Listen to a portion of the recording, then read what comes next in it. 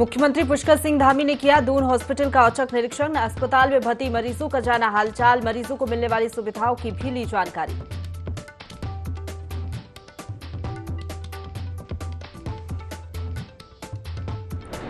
मुख्यमंत्री पुष्कर सिंह धामी ने किया सरदार पटेल भवन का लोकार्पण। भवन में पुलिस विभाग के विभिन्न निदेशालय होंगे संचालित। सीएम धामी बोले, स्मार्ट पुलिस बनने की तरफ बढ़ा एक और कदम।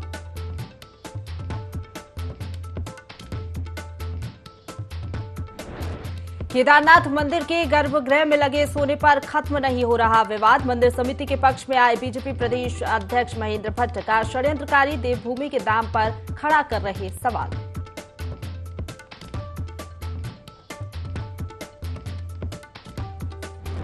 गर्मी बढ़ने के साथ ही धधकने लगे जंगल। चंपावत में जंगल में लगी आग से वन संपदा को हुआ नुकसान। वन विभाग के कर्मी आग पर काबू पाने का कर रहे प्रयास।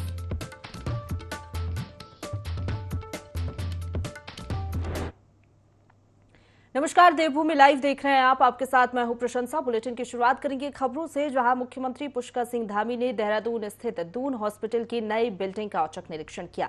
बता दें कि गढ़वाल परिक्षेत्र कार्यालय सरदार पटेल भवन के लोकार्पण के बाद सीएम धामी दून हॉस्पिटल पहुंचे, जहां उन्होंने अस्पताल में भर्ती मरीजों का हालचाल जाना, साथ ही मरीजों से मिलकर उनको मिलने वाली सुविधाओं को लेकर जानकारी ली।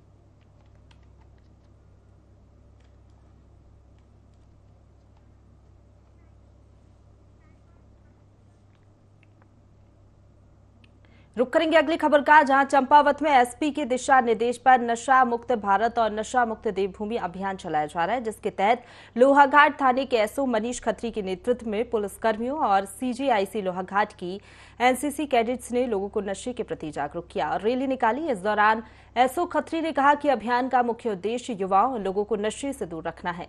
साथ ही कहा कि नशा समाज का सबसे बड़ा दुश्मन है, जिसे युवा पीढ़ी को बचाना है। रैली में lieutenant Himanti Bhatt, constable Ashok Puri, NCC cadets शामिल हुए।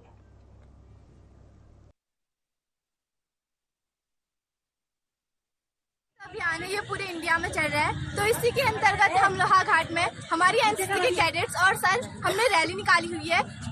हमारे लोहाघाट के जो नशा करने वाले लोग हैं उनको जागरूक करने के लिए कि हमारे यहाँ एक जो अच्छी सीख होती है वो छोटी छोटी जगह से होती है। पहले गांव में सुधार करना पड़ता है, ब्लॉक में, ब्लॉक से प्रदेश से मिलकर बनता है देश। तो हमें बड़ी बड़ी बातें नहीं, छोटी छोटी कोशिशें करनी होंगी। इसलिए हमें जागरूकता अभियान चलाने होंगे, जिससे कि हमारे लोहाघाट में सब जागरूक हो। इसी तरह दूसरी जो डिस्ट्रिक्ट है, स्टेट्स है, सारे लोग जागरूक होंगे तो हमारा इंडिया भी एक दिन अच्छा से जागरूक देश और विकसित देश बन जाएगा। नशा मुक्त भारत अभियान और नशा मुक्त देवभूमि अभियान के अंतर्गत जो है आज एनसीसी कैडेट्स के हमारी मदद से हमने यहाँ पे एक जागरूकता रैली का आयोजन किया है और एक कोशिश है एनसीसी कैडेट्स के द्वारा, हमारे द्वारा समाज में जो नशे के प्रति हमें अवेयर करने की हमारी एक कोशिश है। हम चाह रहे हैं कि हमारा यूथ जो है नशे के चंगुल से बाहर आए और देश को आगे बढ़ाने में अपनी भागीदारी करे और हमारा अभियान ये आगे भी ऐसे ही जारी रहे।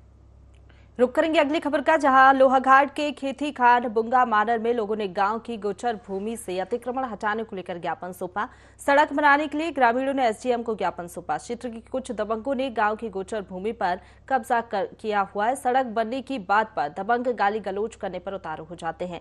वहीं रोड न होने से ग्रामीणों को कई दिक्कतों का सामना करना पड़ रहा है। सभी ने एकजुट होकर एसडीएम से जल्द अतिक्रमण हटाने के साथ ही सड़क निर्माण की मांग की है।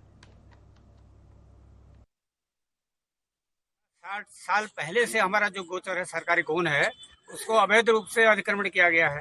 हमारी मांग है कि उसको तुरंत प्रशासन से उसको हटाया जाए। तो महिलाएं हैं उग्र रूप धारण करके धराती हराती लेके रोड में आ जा रही है हमारा, तो इसलिए हमें प्रशासन, 2 लेडीज, दो पुलिस वाले अवश्य चाहिए। प्रशासन के साथ साथ हमें एसडीएम साहब से ये गुहार है कि हमें जेवीसी की स्वीकृति दी। रुक करेंगे अगली खबर का, जहां देहरादून में केदारनाथ धाम मंदिर के स्वर्ण मंडित गर्भगृह पर सवाल उठ रहा है। मामला गर्भगृह में लगी सोने की प्लेटों को पीतल का बताने का है। बता दें कि कुछ दिन पहले एक पुरोहित ने सोशल मीडिया पर सोने की प्लेटों को पीतल का बताया था, जिसको लेकर बद्री केदार मंदिर समिति के अध्यक्ष का बयान सामने आया है। अजय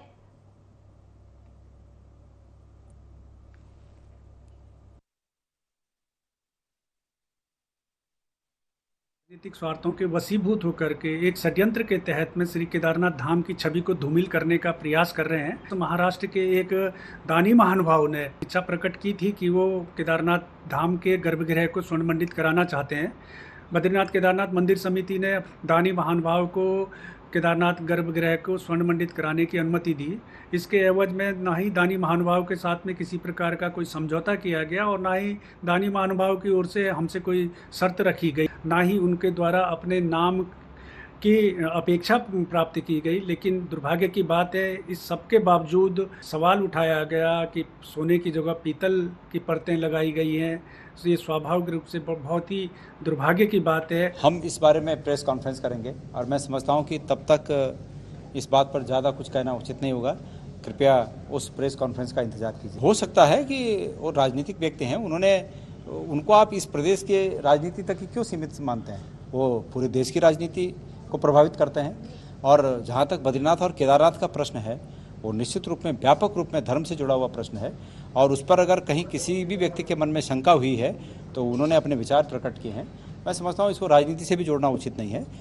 उनको चिंता है कि यहाँ पर केदारनाथ में कम से कम ऐसी बात नहीं होनी चाहिए। रुक करेंगे अगली खबर का, जहां देहरादून में सीएम धामी ने दून अस्पताल का औचक निरीक्षण किया। सीएम धामी मरीजों से भी मिले और अस्पताल की व्यवस्थाओं का जायजा लिया। बता दें आपको, दून अस्पताल का औचक निरीक्षण करने के लिए सीएम धामी निकले। सीएम धामी ने औचक निरीक्षण किया, मरीजों से भी इस दौरान उन्होंने मुलाकात की। अस्पताल की व्यवस्थाओं का भी सीएम पुष्कर सिंह धामी ने जायजा लिया। तो देहरादून से ये खबर बता रहे हैं, जहां पर सीएम पुष्कर सिंह धामी दून अस्पताल का औचक निरीक्षण करने के लिए निकले। अस्पताल की व्यवस्थाओं का जायजा भी इस दौरान सीएम पुष्कर सिंह धामी ने लिया। मरीजों से भी उन्होंने मुलाकात की। अस्पताल की व्यवस्थाओं का जायजा लेने के लिए मुख्यमंत्री पुष्कर सिंह धामी दून अस्पताल पहुंचे।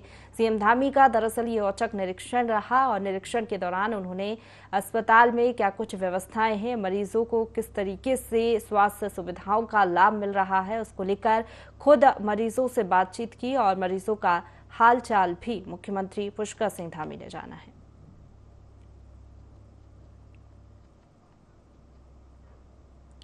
तो दून अस्पताल का औचक निरीक्षण करने के लिए सीएम पुष्कर सिंह धामी पहुंचे। सीएम धामी ने औचक का निरीक्षण किया, मरीजों से भी मुलाकात सीएम पुष्कर सिंह धामी ने की। अस्पताल की व्यवस्थाओं का जायजा लिया। बता दें आपको, दून अस्पताल में लोग दूर दूर से इलाज कराने के लिए पहुंचते हैं, आसपास के क्षेत्रों से भी लोग पहुंचते हैं। ऐसे में दून अस्पताल में क्या कुछ स्वास्थ्य सुविधाएं हैं, मरीजों को किसी परेशानी का सामना तो नहीं करना पड़ रहा, स्वास्थ्य सुविधाएं किस तरीके से मिल रही है मरीजों को, ये सब जानने के लिए सीएम पुष्कर सिंह धामी दून अस्पताल पहुंचे। औचक निरीक्षण उन्होंने किया और ये तस्वीरें भी आप देख सकते हैं। मरीजों से उन्होंने मुलाकात की, मरीजों से बातचीत कर हालचाल जाना, उनके स्वास्थ्य को लेकर हालचाल जाना। साथ ही साथ मुख्यमंत्री पुष्कर सिंह धामी ने बातचीत में ये भी जाना कि अस्पताल की व्यवस्थाएं बेहतर तरीके से है या नहीं, मरीजों को किसी दिक्कत का सामना तो नहीं करना पड़ रहा। इसी के तहत सीएम धामी औचक निरीक्षण करने के लिए निकले। दून अस्पताल का औचक निरीक्षण सीएम पुष्कर सिंह धामी ने किया है। तो अस्पताल की व्यवस्थाओं का जायजा लेने के लिए मुख्यमंत्री पुष्कर सिंह धामी खुद दून अस्पताल पहुंचे। बता दें आपको, ये पहली बार नहीं है, कई मर्तबा सीएम पुष्कर सिंह धामी इसके पहले भी अस्पतालों का औचक निरीक्षण करने के लिए निकले हैं और खुद मरीजों से हालचाल उन्होंने जाना। एक बार फिर से मुख्यमंत्री पुष्कर सिंह धामी का यही रूप देखने को मिला, जहां औचक निरीक्षण के लिए खुद सूबे के मुखिया निकले। दून अस्पताल का औचक निरीक्षण मुख्यमंत्री पुष्कर सिंह धामी ने किया है। अस्पताल की व्यवस्थाओं का जायजा लिया, मरीजों से भी इस दौरान उन्होंने मुलाकात की और ये तस्वीरें भी आपको टीवी स्क्रीन पर दिखा रहे हैं। मरीजों से मुलाकात करते हुए सीएम पुष्कर सिंह धामी हालचाल जानते हुए और अस्पताल में क्या व्यवस्थाएं हैं, किसी परेशानी का सामना तो मरीजों को नहीं करना पड़ रहा, इन सब विषयों को लेकर खुद मुख्यमंत्री पुष्कर सिंह धामी ने मरीजों से बातचीत की है।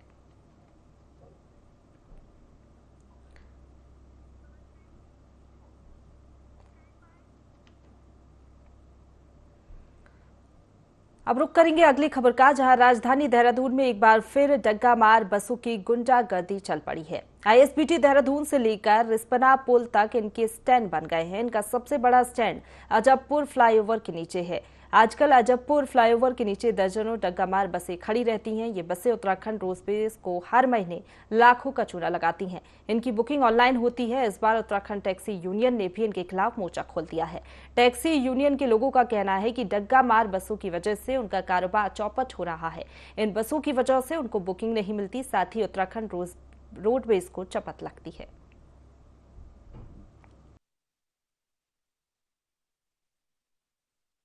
मेरी सरकार से या फिर लोकल जो अथॉरिटी है उसे एक ही अपील है कि ये जो टूरिस्ट का है हमारा जो चल रहा है ये सब चीज़ है, इस सिस्टम से होना चाहिए। गवर्नमेंट का एक सिस्टम हो, स्टेप वाइज हो। यहाँ जगह जगह बाहर की गाड़ियाँ आ रही हैं, लोकल पब्लिक को बड़ी परेशानी हो रही है। इसका प्लीज़ गवर्नमेंट संज्ञान ले। और इसके अलावा मेरा कुछ कहना नहीं है, सबका बराबर चलना चाहिए। सब लोग अर्निंग के लिए आते हैं सर, ठीक है, सबका भला होना चाहिए, लेकिन एक सिस्टम से होना चाहिए उत्तराखंड गवर्नमेंट में। हमारे उत्तराखंड में डग्गा मारी चल रही है बहुत ज़्यादा। देखो नागालैंड और कानपुर इला उरा हमारा नुकसान हो रहा है। हमारे पास कम से कम 500 गाड़ियाँ ऑल इंडिया परमिट गाड़ियाँ हैं और उत्तराखंड रोडवेज का नुकसान हो रहा है। यहाँ पर डग्गा मारी चला रहा है, ना शासन ना प्रशासन, कोई इससे सूद लेने वाला नहीं है। और जो है इसमें हमारा जो है बहुत बड़ा नुकसान हो रहा है। हमारे ऑल इंडिया गाड़ी, हम सब बेरोजगार लोग बैठे हुए हैं, किस्त देनी बहुत मुश्किल हो गया गाड़ियों का, इसलिए ये डग्गा मार को रोक लगानी चाहिए। रुक करेंगे अगली खबर का, जहां गर्मी आते ही पानी की परेशानी भी शुरू हो जाती है। ताजा मामला बागेश्वर जिले का है, जहां पानी की समस्या की वजह से हाहाकार मचा हुआ है। मुख्यालय के भतरौला भट्ट गांव, मेचिया खेत समेत कई क्षेत्रों में पेयजल की किल्लत बनी हुई है। लोगों को पेयजल के लिए इधर उधर भटकना पड़ रहा है, जिस वजह से लोग काफी आक्रोशित होकर जल संस्थान कार्यालय परिसर के विभाग के खिलाफ नारेबाजी करते हुए अपना आक्रोश उन्होंने व्यक्त किया और आमरण अनशन पर बैठने की चेतावनी दी।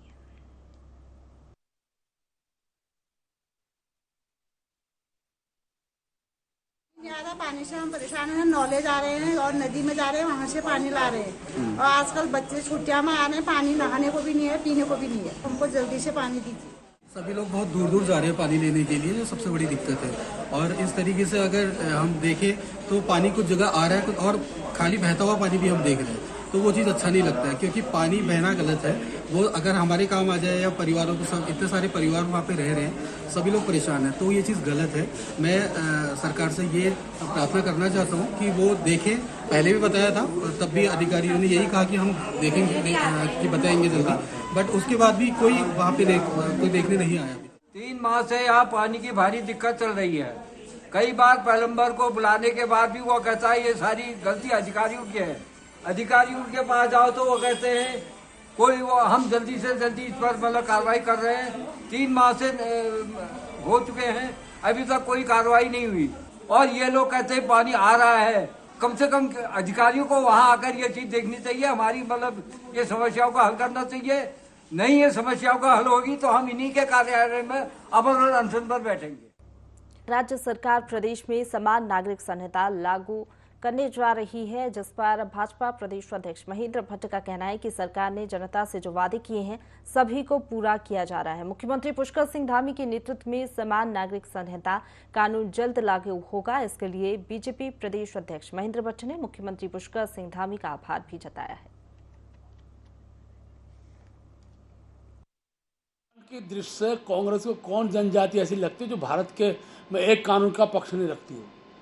भारत के संविधान में निहित है कि देर सवेर भारतवर्ष के अंदर समान नागरिक संहिता लागू होनी चाहिए और उत्तराखंड राज्य लागू करने वाला पहला राज्य बन रहा है। मैं पुष्कर सिंह धामी जी को हृदय से आभार व्यक्त करता हूं। उनकी पूरी जो उसका ड्राफ्ट तैयार हो चुका है, बहुत जल्दी समिति उस ड्राफ्ट को मुख्यमंत्री को देगी और पहला राज्य होगा जो एक अच्छा जो कानून है उसको हम लागू करेंगे। रुक करेंगे अगली खबर का, जहां मैदानी क्षेत्र में बढ़ती तपिश के कारण पहाड़ों में चहल पहल बढ़ने लगी है। जोशीमठ प्रखंड की सीमांत द्रोणागिरी घाटी साहसिक पर्यटन के लिए जानी जाती है। इन दिनों द्रोणागिरी वैली में बागनी Kharak, Changabang base camp, Kalanka, Garud peak, Rishikund जैसे रोमांच भर देने वाले ट्रैकिंग डेस्टिनेशन पर पर्यटकों और ट्रैकिंग दलों की भरमार है। यहाँ उच्च हिमालय के प्राकृतिक सौंदर्य के साथ बर्फ में चलने का रोमांच भी ट्रैकर्स को मिल रहा है।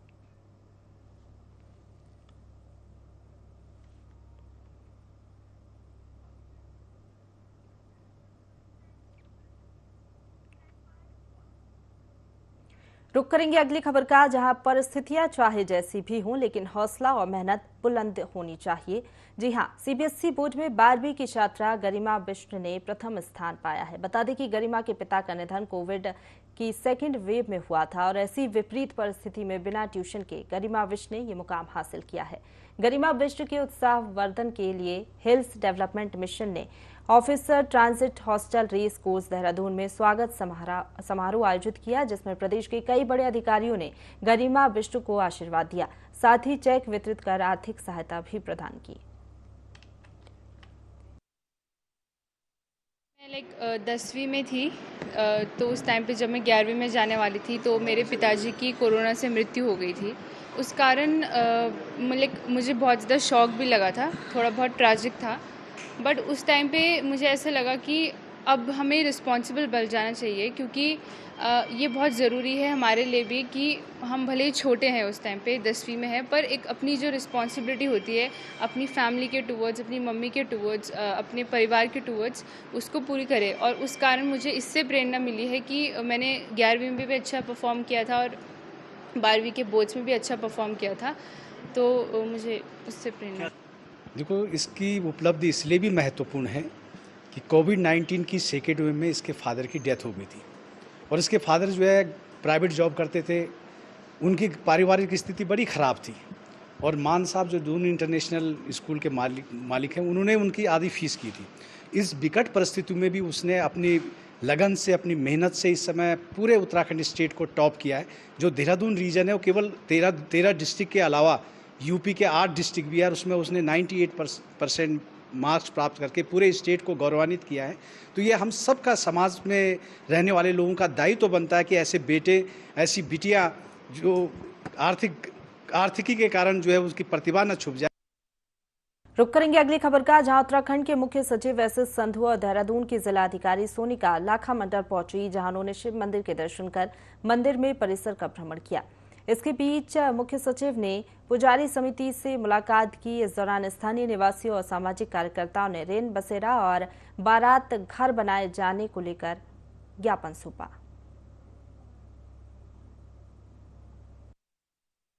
में आज जो है यहाँ पे जो है हमारे मुख्य सचिव उत्तराखंड के यहाँ पे आए हैं और देहरादून से जो है डीएम साहब भी यहाँ पे आए हैं, जिनके साथ जो पूरे एसडीएम, तहसीलदार, आपके पूरे स्टाफ जो है हमारे चौकी इंचार्ज लाखामंडल में थे। और हम पुजारी समिति लाखामंडल द्वारा जो है हमारे जो मुख्य सचिव है और डीएम साहब का जो है बड़े धूमधाम से हम लोगों ने जो ढोल दमाव के साथ स्वागत किया है और उन्होंने शिव मंदिर के दर्शन करे हैं। और समस्त महिलाओं ने, पूरे समूह के लोगों ने जो यहाँ पे एक मांग रखी है कि यहाँ पे काफ़ी टूरिस्ट लोग आते हैं, परंतु यहाँ पे रहने की कोई व्यवस्था नहीं है। तो हम लोगों ने, सभी लोगों ने जो एक ज्ञापन दिया है कि यहाँ पे जो एक धर्मशाला या रैन बसेरा बनाई जाए और उसके लिए जो ज़मीन हमारे गाँव वालों ने जो है दान दे रखी है और उसके लिए जो धन की व्यवस्था की जाए, ताकि जो जल्दी से जल्दी जो धर्मशाला बन जाए, रैन बसेरा बन जाए। रुक करेंगे अगली खबर का, जहां दिनेशपुर के खुदीराम बोस स्टेडियम में पवित्र यंग क्लब और नगर खेल समिति के तत्वाधान में गुरुपद विश्वास मेमोरियल अंतर्राज्यीय फुटबॉल प्रतियोगिता का शुभारंभ किया गया। प्रतियोगिता में नेपाल, पश्चिम बंगाल, पंजाब, मध्य प्रदेश, लखनऊ, देहरादून सहित 16 टीमों ने भाग लिया। इस दौरान पूर्व खेल मंत्री, वर्तमान विधायक अरविंद पांडे ने कहा कि दिनेशपुर एक बहुत छोटा सा शहर है, इतने छोटे से इलाके में अंतर्राज्यीय खेल कराना बहुत बड़ा कदम है। बहुत जल्द मुख्यमंत्री पुष्कर सिंह धामी के साथ मिलकर गूलर भोज जलाशय को एक बहुत बड़ा पर्यटन स्थल बनाए जाने का प्रयास किया जा रहा है। गुरुपद विश्वास मेमोरियल अंतर्राज्यीय स्तरीय फुटबॉल टूर्नामेंट का यहाँ पे आमंत्रित किया गया है और इस प्रतियोगिता में 16 टीमें पूरे देश की, इसके अलावा पड़ोसी राष्ट्र नेपाल की 2 टीमें हैं और अब की बार जो है पिछले साल की रनर टीम कई टीमों को हमने यहाँ पे एंट्री दी है। पहली बार बंगाल की टीम यहाँ पे खेल रही है, फरीदकोट पंजाब की टीम यहाँ पे खेल रही है, उसके अलावा छतरपुर मध्य प्रदेश की टीम यहाँ पे खेल रही है। ये नई टीमें हैं इस बार टूर्नामेंट, IIT रुड़की, देहरादून, हरिद्वार, इसके अलावा कोटद्वार, सारी टीमें 16 टीमें हैं। कॉर्बेट FC जो कि पिछले साल की विजेता टीम थी और काशीपुर स्टेडियम इसके फाइनल उद्घाटन मैच यहाँ पे खेला जा रहा है। इस भव्य टूर्नामेंट की मैं समस्त क्षेत्रवासियों को बहुत बहुत शुभकामना देता हूँ और जो कमेटी है इस कमेटी के संरक्षक के रूप में हमारे यहाँ की जो नगर पंचायत अध्यक्ष हैं छोटी बहन सीमा खनपाल, उन्होंने स्थानीय युवाओं को खेल में आगे बढ़ने के लिए अपनी पूरी टीम को लगाया और इस छोटे से इलाके में अंतर्राज्यीय टूर्नामेंट फुटबॉल का करा के निश्चित ही बहुत बड़ा ऐतिहासिक काम किया है। हमारे मुख्यमंत्री जी के साथ कंधे से कंधा मिलाकर हम कोशिश कर रहे हैं कि जो बौर जलाशय है, गुलर भोज जलाशय है, हिंदुस्तान के मानचित्र पे इसका नाम आए और नंबर 1 पे आए और हम उत्तर भारत का नंबर 1 का पर्यटन केंद्र इसको बनाएंगे। रुक करेंगे अगली खबर का, जहां चंपावत जिले के लोहाघाट ब्लॉक की पासम बलूटा सड़क पर डामरीकरण का कार्य हो रहा है, जिसमें ग्रामीणों ने कार्य की गुणवत्ता पर सवाल उठाते हुए प्रधानमंत्री ग्राम सड़क योजना के खिलाफ प्रदर्शन कर भ्रष्टाचार के आरोप लगाए हैं, जिस पर संज्ञान लेते हुए प्रधानमंत्री ग्राम सड़क योजना के अधिशासी अभियंता अरविंद प्रसाद जोशी के निर्देश पर प्रधानमंत्री ग्राम सड़क योजना के एई और अभियंता मौके पर पहुंचे और ग्रामीणों के सामने डामरीकरण की गुणवत्ता की जांच की। एई गौरव पाठक ने निर्माणदायी संस्था को गुणवत्ता युक्त कार्य करने के कड़े निर्देश दिए। उन्होंने बताया जहां कार्य में कमी है उसे दोबारा से उच्च गुणवत्ता के साथ करने के निर्देश दिए गए हैं।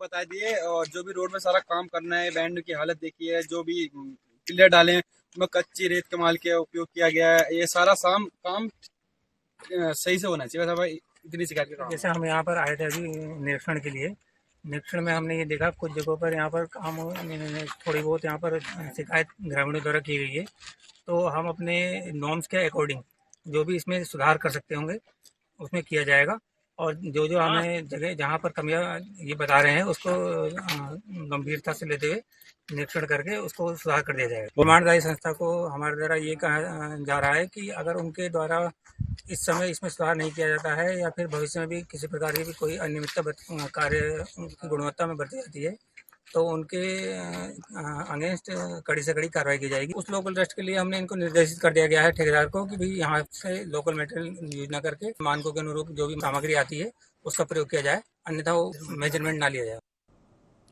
चंपावत के टनकपुर में सिख श्रद्धालुओं की बस पलट गई, जिसमें 50 से 60 यात्री सवार थे। हालांकि घटना के बाद तुरंत जिला प्रशासन, पुलिस और आपदा की टीम पहुंची। गनीमत रही कि किसी की भी मौत नहीं हुई है, केवल कुछ यात्री गंभीर रूप से घायल हुए जिन्हें जिला अस्पताल में भर्ती कराया गया है।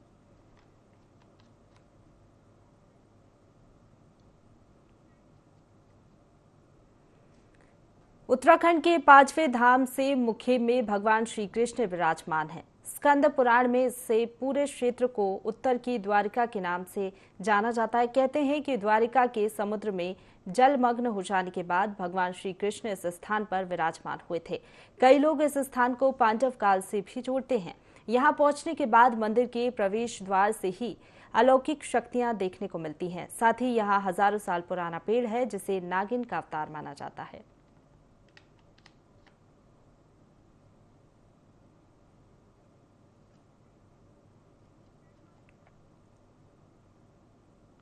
अब आगे बढ़ेंगे। खबर हरिद्वार से है, जहां भैरव सेना संगठन ने मास्क की अवैध दुकानों को बंद किए जाने को लेकर धरना प्रदर्शन किया। दरअसल लंबे समय से अवैध मास्क की दुकानों को बंद किए जाने के संबंध में मांग की जा रही है।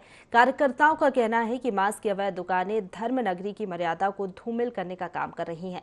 कई बार आश्वासन भी दिया जा चुका है पर कार्रवाई नहीं हुई। अगर जल्द ही नगर निगम इन दुकानों को बंद नहीं करवाता है तो उग्र आंदोलन किया जाएगा।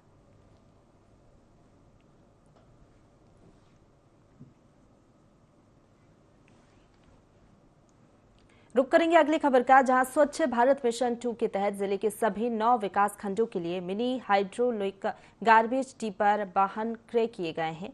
जिला अधिकारी हिमांशु खुराना ने शनिवार को कलेक्ट्रेट परिसर से हरी झंडी दिखाकर सभी वाहनों को ब्लॉक के लिए रवाना किया। जिलाधिकारी ने कहा कि प्रत्येक विकास खंड के लिए कूड़ा वाहन आवंटित किया गया है, जिससे ग्रामीण क्षेत्रों में भी साइंटिफिक तरीके से वेस्ट कलेक्शन, सेग्रीगेशन और प्रोसेसिंग किया जा सके। इस दौरान मुख्य विकास अधिकारी डॉक्टर ललित नारायण मिश्र, अपर जिलाधिकारी डॉक्टर अभिषेक त्रिपाठी, जिला विकास अधिकारी डॉक्टर महेश कुमार भी मौजूद रहे।